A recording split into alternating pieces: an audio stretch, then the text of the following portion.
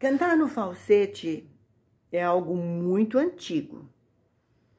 Na história da ópera, antigamente, os castrates faziam os papéis de mezzo-soprano. Eram meninos castrados que faziam os papéis das mocinhas. Eles já cantavam em falsete, que são os contratenores, sopranistas, que nós temos no universo operístico. Mas cantar em falsete, então, não é uma novidade, é algo que já vem de muito tempo atrás. Só que descobriu-se, alguns cantores, descobriu-se esse recurso para, então, fazer fama. Nós temos aqui o caso do Dimash, temos também o Vitas, que parece ser mais velho que o Dimash, não é? E também começou a cantar no falsete. E nós também aqui no Brasil temos o Edson Cordeiro.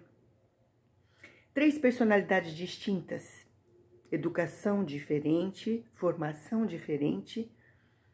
No entanto, o uso da voz é igual.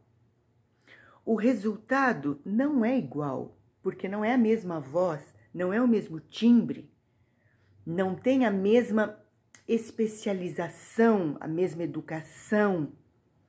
No entanto, o uso é o mesmo.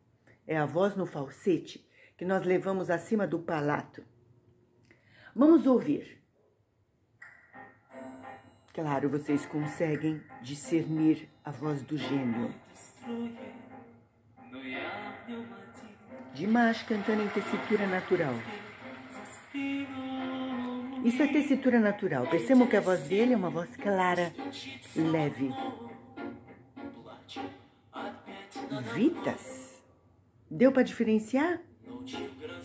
E agora quem é? É o Vitas. Agora Dimash. Não dá para discernir uma voz da outra.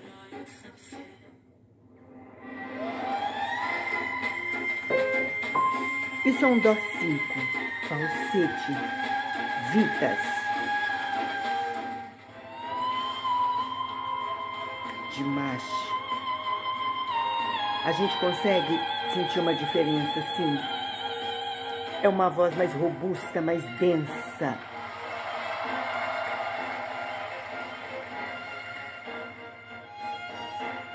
Mas percebam que em tessitura natural dificilmente detectamos a diferença.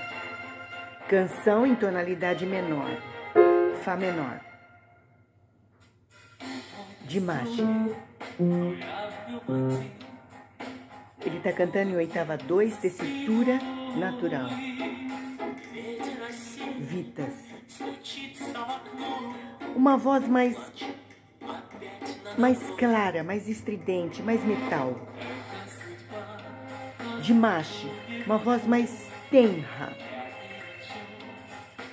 Um violoncelo impostou a voz. Impostou a voz. O que é impostar? Fazer uso do metal. Tessitura natural. Vitas. O alcance é igual. Falsete. Dimash. Tem mais corpo a voz.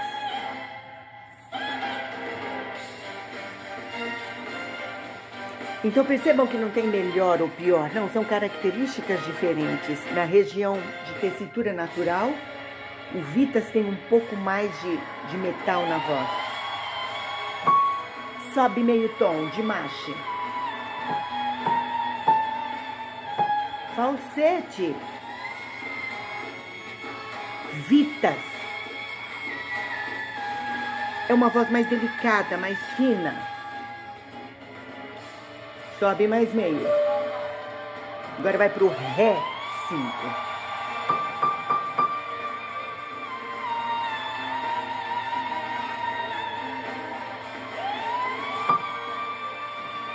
Dimash. Falsete.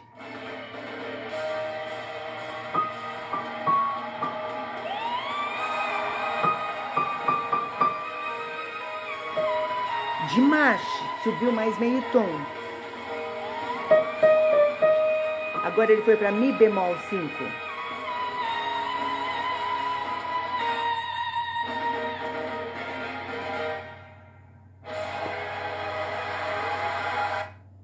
Percebam que os dois fazem a mesma coisa, eles cantam as mesmas notas, fazem uso do falsete, o mesmo caminho da voz. Mas é claro, queridos, o resultado é diferente. A voz do Dimash é uma voz, a voz do Vitas é outra voz. Nós temos também o nosso brasileiro, Edson Cordeiro, que ele não vai, ele fica em Dó 5, ele não canta acima do Dó 5, mas também em falsete.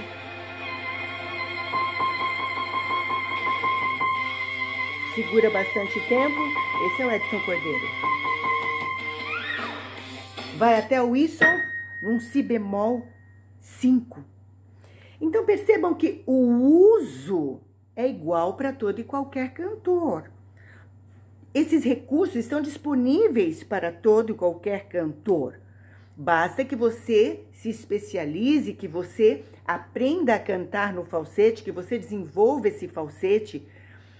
A diferença que eu vejo entre Dimash e Vitas é que o Dimash, ele canta muito mais, ele se aperfeiçoa muito mais, ele se especializa muito mais nessa região aguda do que o Vitas.